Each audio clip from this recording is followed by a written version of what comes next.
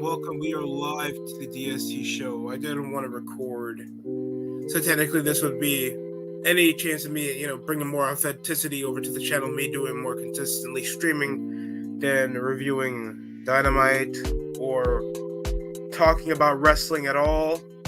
But, we're going to talk a bit about it, and involving other topics like the NBA Finals that was on Thursday last night, over a 17-0 run comeback from the Boston Celtics after what was the decisive deficit from the Golden State Warriors, ending the game 120-108. 6 3-pointers were made by Al Horford, the veteran big of the Boston Celtics, and probably the biggest contributor next to Robert Williams, Jason Tatum, Marcus Smart.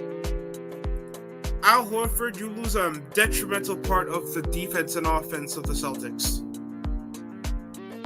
The guy's efficiency rating was higher than Robert Williams, but he did it in a higher shooting percentage, so you can't take that out of account.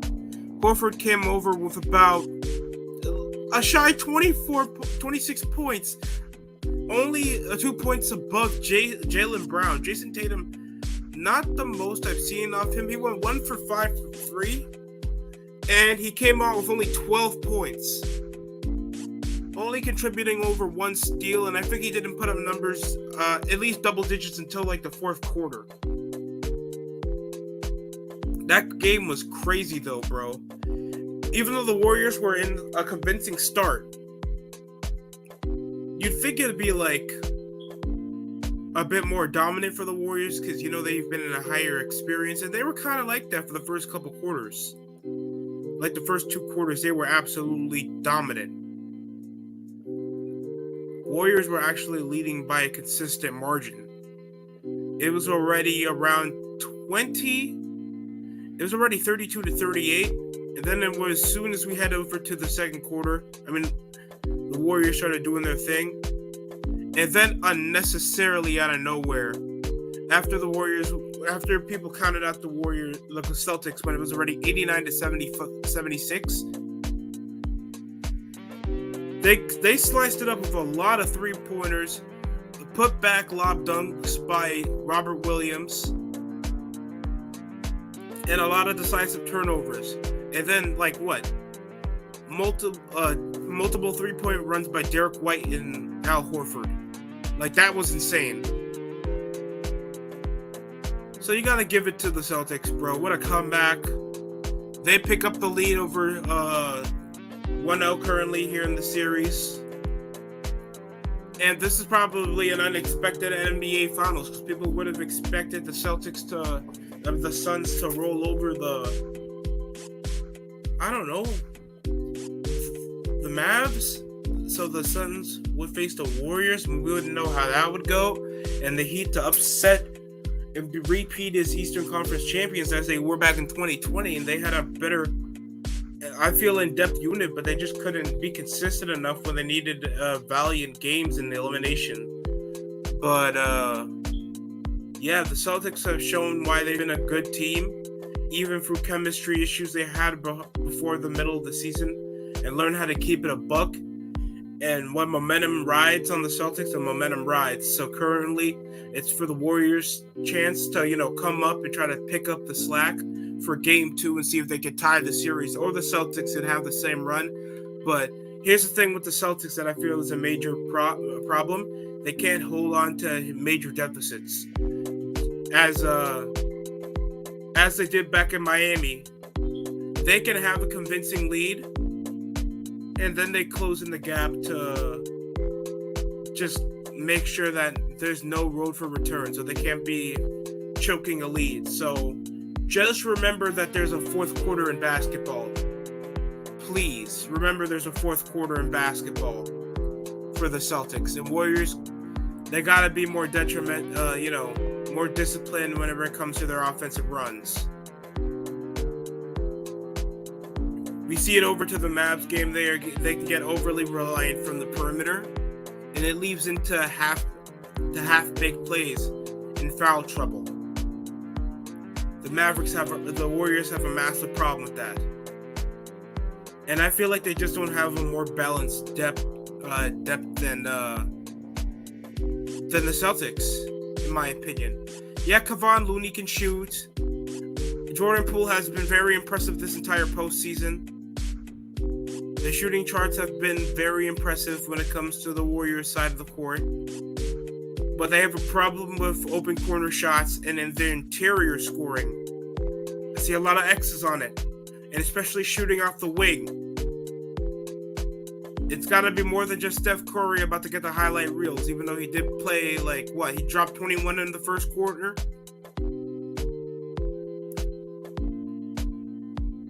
So, yeah, I expect a bit more off the Warriors side of the court. Curry did come around dropping 34, but he went 17 of 14 from 3. And he went 12 of 25 from the field.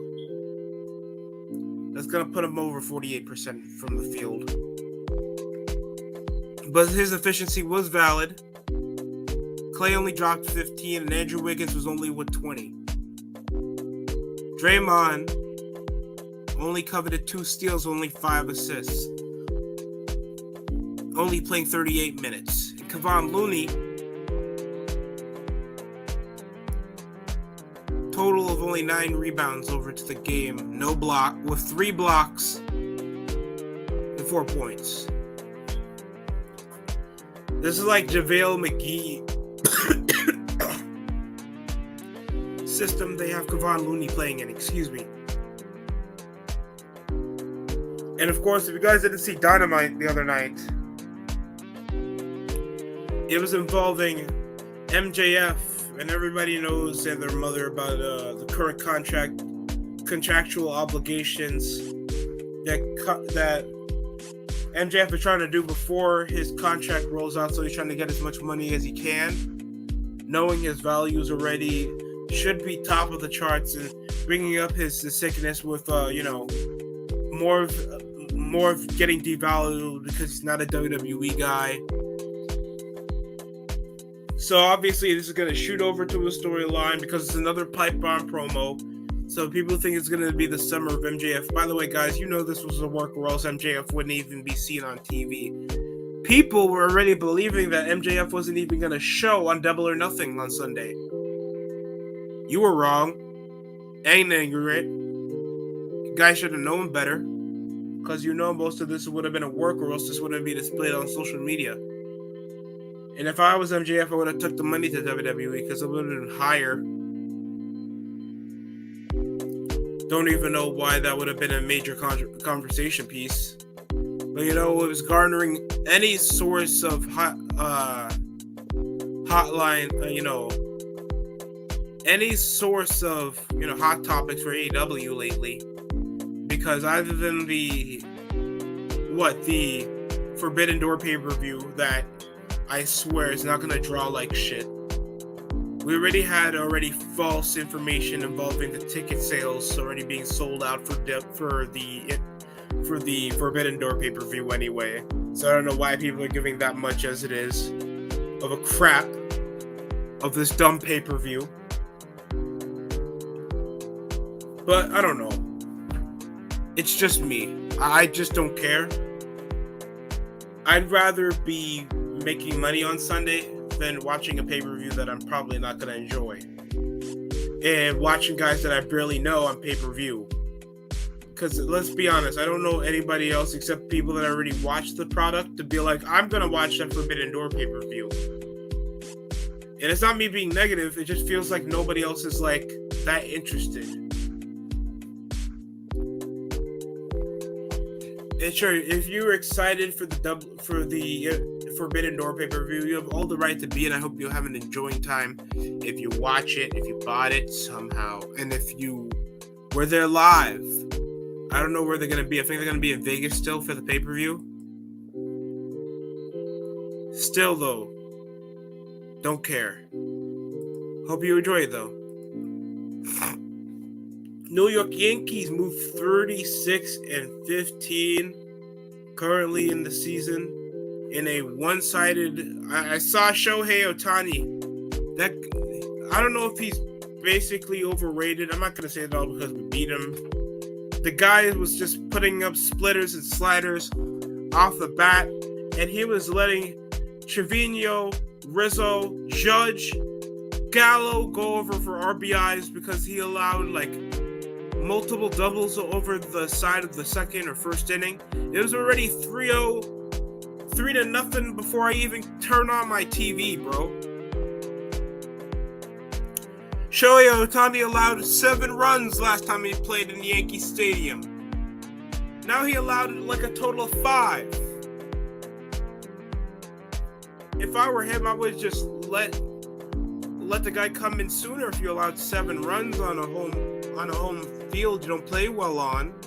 That's just me. Maybe he thought that it would be different when we have the best hitting offense in the MLB.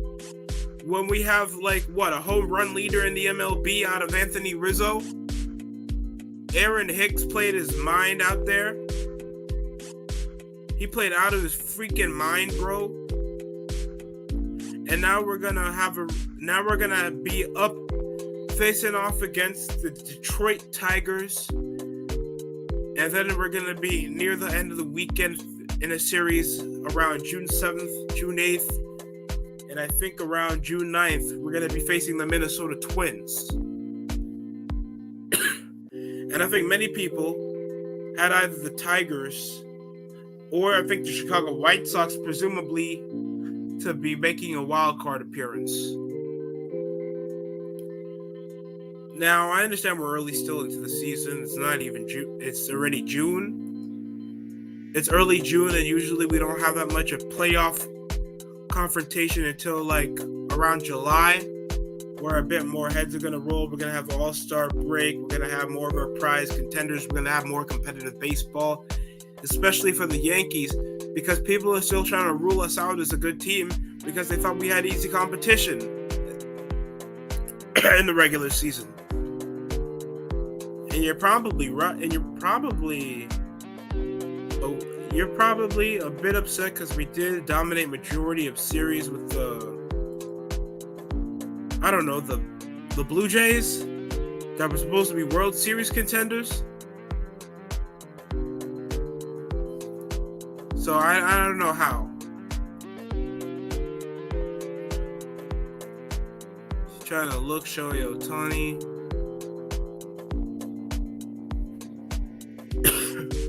He had -22 in his WPA. His batting average was .244, bro. Just stick to the plate. You were getting struck out like no one's business. Mike Trout is terrible on defense. I saw it around the game where we were leading 9-1 against the Angels a few nights ago. And their bullpen, please, Angels need to work on their bullpen like no one's problem. Demirez, Ohtani needs to work. I don't know if they get caught up, but they allowed only 2 Ks around the 5th inning. And we were playing with a doubleheader.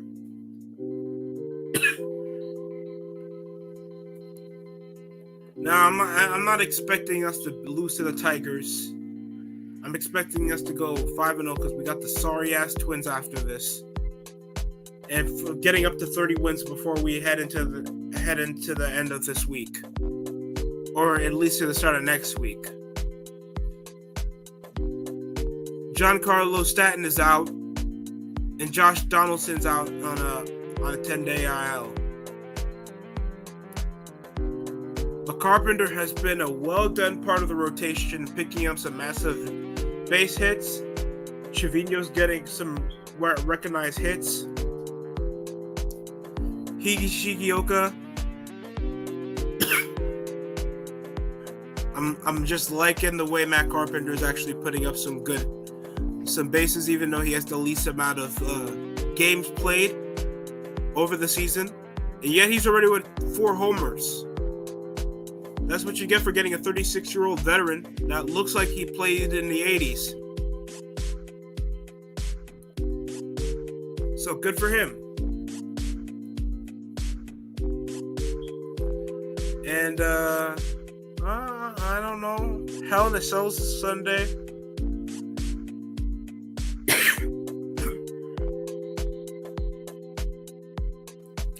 And if you guys are excited to see Hell in a Cell, I'll just go over the card to see if any of you guys even care about Hell in a Cell.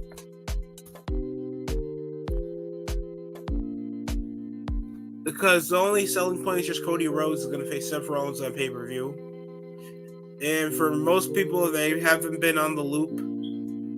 It's on Sunday. It's there to exist. No draws. And the major selling point is just Cody Rhodes is going to face Seth Rollins in Hell in a Cell, and probably a decent match, but the Hell in a Cell is just there. It's not because the match is going to be iconic and then he wins. Kevin Owens is going to face Ezekiel. Sami Zayn probably going to get himself involved. Asuka is going to be in a three-way with Belair and Bank and Lynch.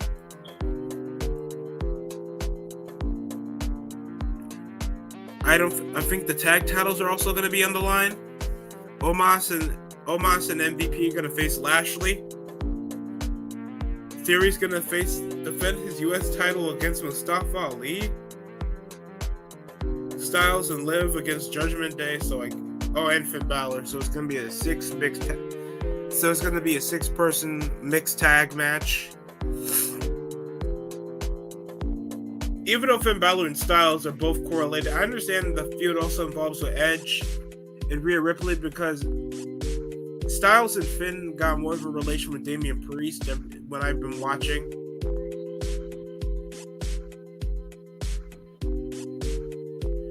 And I don't think Ricochet is going to be on pay-per-view, even though he's the IC champion, because Ricochet is just boring. And Chief Brand Officer Stephanie McMahon took a leave of absence from duties to focus on family. I think that's what's the major focus. Yeah, I think that's the major focus for. What is she supposed to do? Nurse the nose of Triple H? I don't really care. Hell in a Cell probably is gonna be a bland but okay pay-per-view. And if you guys are okay just watching mediocrity for like 3 hours, go ahead. I don't know. I just want to go back to work. I've been sick for like 2 weeks. And no, I'm not really sick. I've been sick for 2 days. And I've had my wrist sprained from injury at work for 2 weeks. I try to go back and get paid. I'd rather do that than watch Hell in a Cell, to be honest. I'm not. I need to get my priorities straight, bro. But, that's all I had here to talk about. If you guys thought I was going to rant and rave for the last, 20 minutes we have here on this live stream, I think you guys were wildly mistaken, because my throat is dry as shit. My nostrils are like clogged up. I don't know. Can't really talk without coughing every sentence. So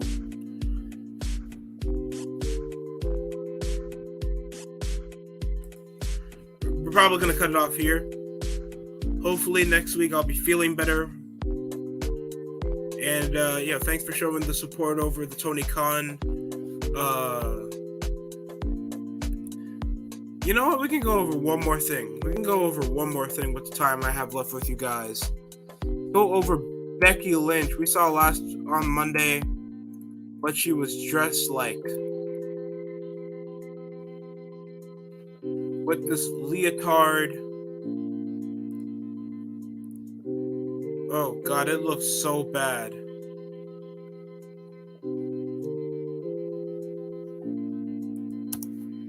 I don't know what type of blouse she was wearing. I'm trying to find it.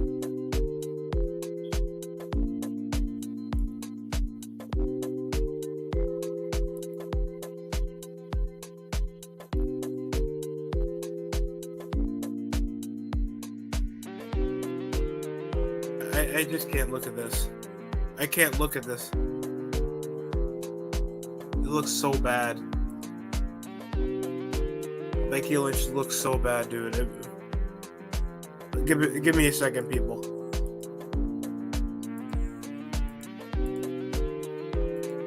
What type of person is like that? That looks like Bella Thorne's mother. She looks like if the Fifth Element just didn't like dick anymore, bro. What part of this is a woman that you would inspire your children to be, man? She looks like an 18-year-old just turned 40. This is just not the... I don't know what type of kid wants this as an action figure. I know like a regular WWE fan or somebody my age that's a bit heavier. I don't get it. I just don't get the appeal of Becky Lynch. Am I trying to be ignorant? I'm not trying to be. I just don't see any appeal to this. And there would be more appeal if there would be more people watching the show. Becky Lynch isn't the reason why people want to tune in their TV and go to USA Network. And that's a fact. You can check out the numbers for that. Oh, the ratings are not essential.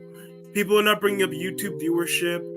People watch Attitude Era clips more often than clips of Monday Night Raw the previous week, dog. And people only bringing that to account because they know how subpar Dynamite in general gets lesser views than a worse episode of SmackDown. And SmackDown the previous week drew a 1.7 without Roman Reigns. And what was that? Memorial Day?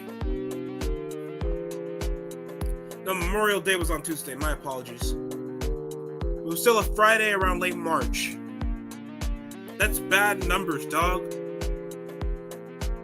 And now you gotta just always try to, appoint. So how else we're gonna generate interest when there's lesser people watching the show? And the only way you're gonna appoint that is going for third-party viewership.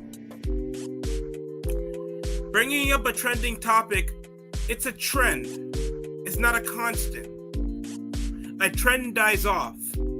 So you're telling me all because you saw Canadian Destroyer on Dynamite, mean that's going to account to Dynamite getting more of a hot topic than Raw seeing The Rock's daughter on TV last week? Explain that to me. Because I don't think you people understand. Ratings are important. Because that just shows the general amount of people that are going to be watching the product.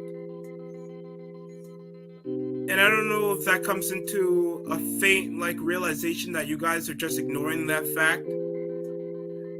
Because you guys can still watch the show. No one's stopping you guys watching the show. But just understand, this is one of the reasons why Raw will always be under 2 million viewers each week. This woman that I'm showing on you here right now is the reason why Raw will never plateau what we used to watch. Not even the 3 million that Raw used to get around the 2000s. This Dutch Lady Gaga, Fifth Element, bulimic looking this 50-year-old Bella Thorne looking woman just can't cut it. Just looking like if the Fifth Element chick was born in Auschwitz. I just can't see it. I'm not saying that you have to be a borderline sex symbol, but why not? Because even female musicians profit off being sex symbols. You think people don't think like people are fans of Billie Eilish because they don't want to sleep with her? Same thing with Meg Thee Stallion. Sadly, the same thing with Lizzo, and still Nicki Minaj, even though she's been in the music industry for a very long time than people to give her credit to, and has grown a reputation for not only being one of the bigger female artists, but one of the biggest sex symbols in the music industry. Sex sells. Movies know it. Music knows it. Pro wrestling used to know it. Literally, I saw Double or Nothing, and I saw Kiera Hogan. Baby got back. I swear, if AEW was showing that on TV other than Hikaru Shida and Riho showing like 9-year-old Japanese females, Dynamite would be getting a bit more viewership and a bit more buzz around media. Because who wants to watch a live television show and they're gonna see an ugly chick? Nobody wants to see a 5 out of 10 on live TV. Tell me no. I'm being dead ass. Don't lie to yourself. Tell me no. Do you want to see a 5 out of 10 on TV? On your phone? You don't want to see an average looking chick on TV. Nobody does. You want to see a Scarlett Bordeaux. You don't want to see Lizzo. Ew. You want to see Nikita Lyons. You don't want to see Sasha Banks. You don't want to see Bayley. Some people would go for Liv Morgan. Hell, Rhea Ripley is a bit built, but at least she looks like a woman. It's a fact. It's a fact of life. If it wasn't for that, then none of us would have been born. If it wasn't for attraction on mainstream media. That makes no sense. Being a worker is good and all, but we wouldn't be turning the page if there wasn't something nice for me to turn back on. That sounds mean, but it's also fact. We don't go over sex sells because we don't want to always see pillow fight matches, even though that would be nice. Bra and panty matches, even though that would be nice. Or I'm really defeating my own point saying all this stuff. I'm just saying. Vince, I'm not saying that you should bring back those matches, but strip them naked matches. Bring back those Raw Underground chicks that Lance Storm just depetrified for male strippers. Wait, what? Lance Storm wanted to bring equality by adding male strippers onto Prime TV. What's wrong with you? Yo, Lance, is that what you into, bro? I don't know. It's him, not me. I didn't mind the more grittier look because who doesn't think of an underground fight club? In my opinion, Raw Underground should have added a bar in the background, a jukebox or a DJ, those pole dancers. Make it look like an underground set that Shane McMahon is making on the down low that's still airing on Raw. And that's the part that's grabbing in ratings in the third hour. Just make it look completely different and feel like Shane is trying to take over the WWE fan base from the inside.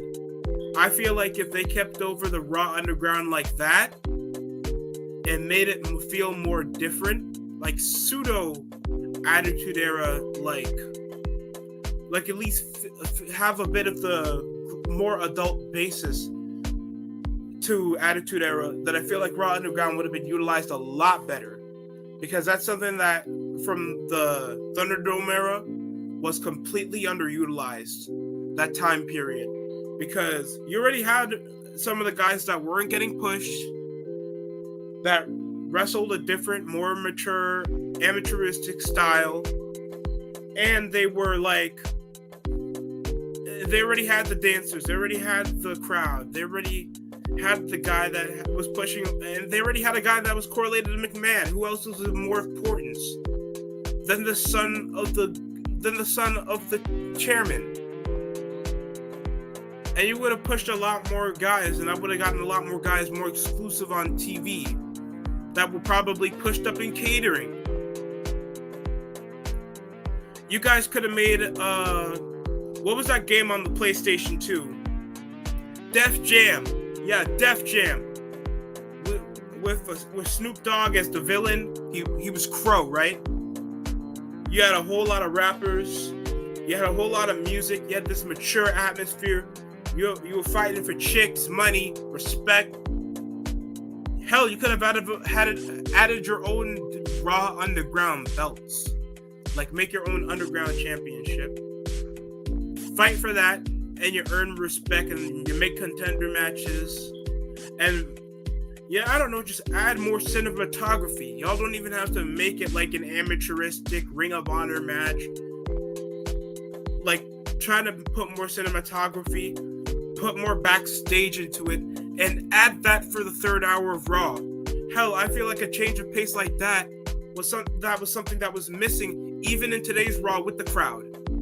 Because every time you see a women's tag match, or they add the women in the main event of Raw in the third hour, or any silly crap, if every hour is paced the same way on Raw, that's why the viewership dies.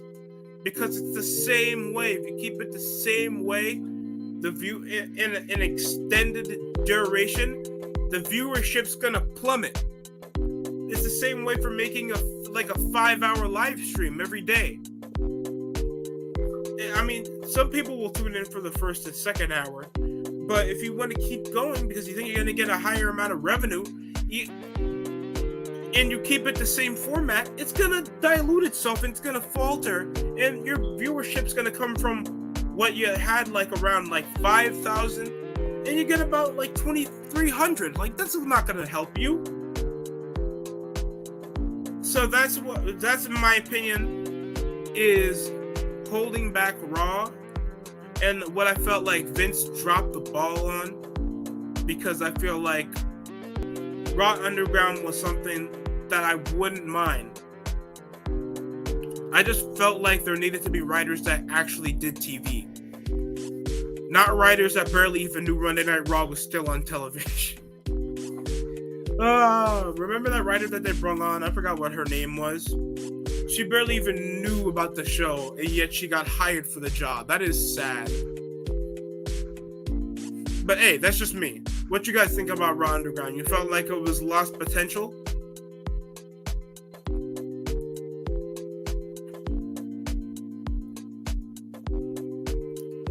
Oh my god, 49ers made a lot of signings. Jake Jackson, Trey Davis, Price, Danny Gray, Spencer Buford,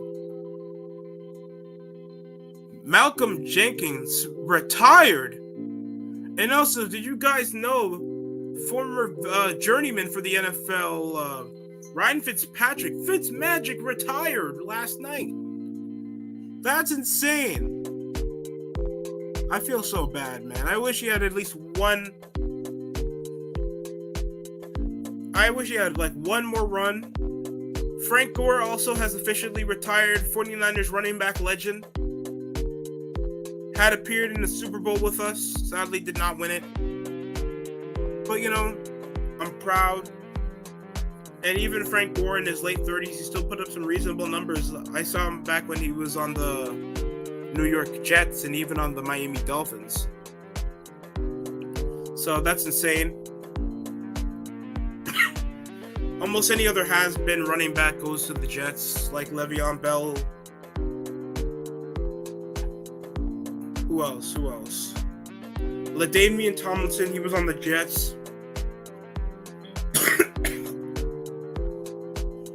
Oh my god. But yeah, that's it coming from me.